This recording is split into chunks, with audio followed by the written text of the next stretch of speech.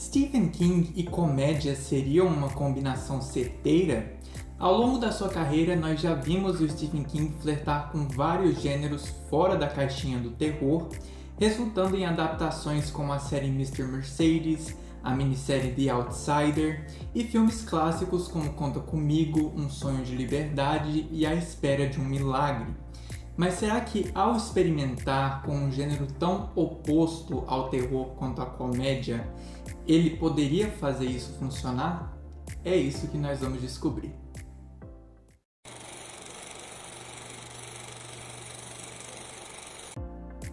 E aí, meus queridos cinéfilos, tudo bem com vocês? Aqui quem fala é o João Pedro. Sejam bem-vindos de volta a mais um vídeo no canal do Cinema com João Pedro.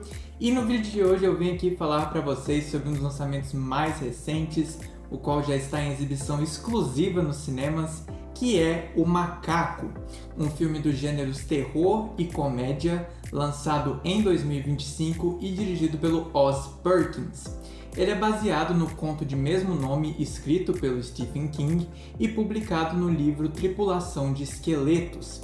E a trama acompanha o Hal e o Bill. Eles são dois irmãos gêmeos que veem suas vidas virarem de cabeça para baixo quando uma sequência de mortes bizarras começa a acontecer em sua família, todas misteriosamente conectadas a um macaco de brinquedo deixado pelo pai dos dois. Eu estava com expectativas altas para assistir O Macaco, tanto pelo trabalho impressionante do diretor Oz Perkins no seu longa anterior, que foi Long Legs, para mim um dos melhores filmes de terror de 2024, quanto pelo fato do filme ser uma adaptação do trabalho do Stephen King, que é o meu autor predileto, o que já não é novidade, já que 3 dos vídeos sobre literatura que eu postei aqui no canal são sobre os livros do Stephen King. E aqui o Oz Perkins ele foge um pouco do terror atmosférico que marcou seu trabalho anterior e aposta em algo mais convencional, injetando um senso de humor mórbido e um caráter surpreendentemente pessoal ao roteiro, que é complementado por um trabalho de efeitos visuais tanto práticos quanto em CGI, que trazem as mortes do longa à vida de forma gloriosamente grotesca. O roteiro de O Macaco é escrito pelo diretor, o Oz Perkins, e o primeiro destaque vai para o quão bem ele consegue se conectar ao cerne do material fonte, abordando temáticas como o trauma intergeracional, que é recorrente nas obras do Stephen King, como O Iluminado e Carrie, de forma bem humana, lembrando muito a estrutura narrativa da adaptação de 2017 de It. Em segundo lugar, tem um equilíbrio muito delicado aqui entre o impacto emocional e o caráter cômico das várias mortes que permeiam o longa, com algumas servindo para avançar o arco narrativo dos protagonistas e já outras para ressaltar o tom absurdo da trama devido às situações completamente insanas em que essas mortes são retratadas. E nisso, O Macaco me lembrou muito de filmes como Zumbilândia e Todo Mundo Quase Morto, que também lidaram com essas duas vertentes sobre a morte de maneira muito eficaz. E em terceiro lugar, o Oz Perkins ele muda aspecto-chave do conto para abordar a sua própria história com a morte, resultando em um enredo bem pessoal.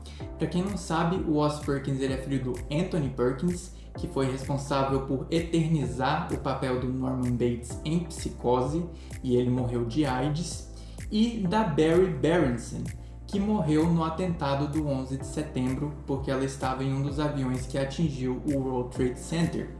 E esse contexto da vida real acaba acrescentando muito simbolismo à trama, com o macaco sendo uma metáfora da inevitabilidade da morte, seja ela de forma natural ou trágica.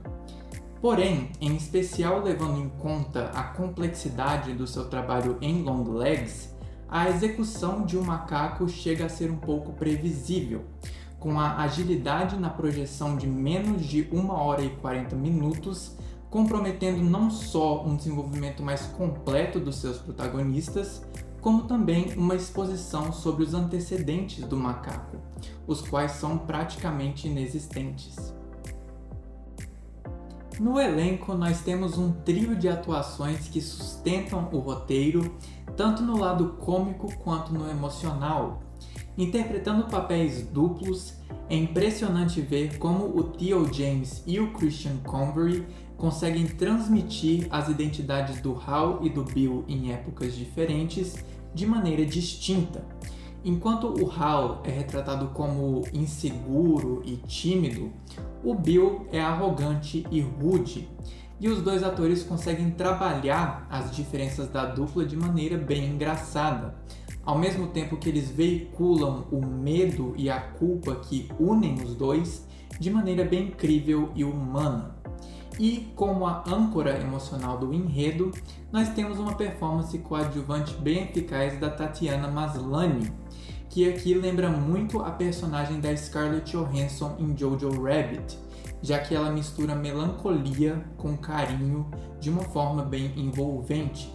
Ela poderia ter sido mais utilizada para benefício dos protagonistas, mas infelizmente o tempo de duração restringe a participação dela aqui. Mas, por outro lado, felizmente a Tatiana Maslany vai assumir o protagonismo no segundo filme que o Oz Perkins vai lançar em 2025, intitulado Keeper. Ele está previsto para estreia em outubro nos cinemas e eu mal posso esperar para ver. Tecnicamente, o macaco replica a vibe retrô da estética visual de adaptações anteriores do Stephen King, como It, Doutor Sono e A Hora do Vampiro.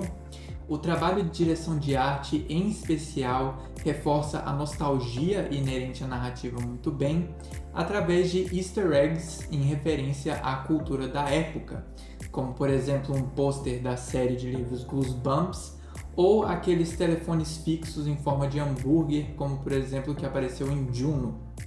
Em segundo lugar, o trabalho de som consegue aumentar o impacto das cenas de terror muito bem, mesmo que os jumpscares sejam um pouco previsíveis, e a trilha sonora original do Ido Van Bremen consegue beber da mesma fonte de Halloween e A Hora do Pesadelo para injetar tensão nessas sequências de terror. Porém, a maior força técnica de um macaco reside no seu uso de efeitos visuais, para trazer as várias mortes bizarras do longa à vida de maneira gloriosamente grotesca. Aqui a gente tem um equilíbrio bem homogêneo entre efeitos práticos e CGI, e felizmente todas essas cenas têm o impacto desejado no espectador, devido às situações absurdas em que elas são retratadas. Resumindo, o macaco pode ser um pouco previsível se comparado ao trabalho anterior do Oz Perkins em Longlegs, porém o cineasta compensa ao injetar um senso de humor mórbido ao material fonte, resultando em um longa surpreendentemente pessoal que captura a essência humana do trabalho do Stephen King e entrega uma série de mortes bizarras no processo. Eu fecho essa resenha com uma nota 8,5 de 10. E se vocês gostaram desse vídeo, gente, não se esqueçam de dar aquele apoio curtindo, comentando, compartilhando, se inscrevendo no canal. Se você já assistiu o Macaco, me conta aqui nos comentários o que você achou. E eu espero verdadeiramente que vocês tenham gostado. Até a próxima, minha gente. Falou!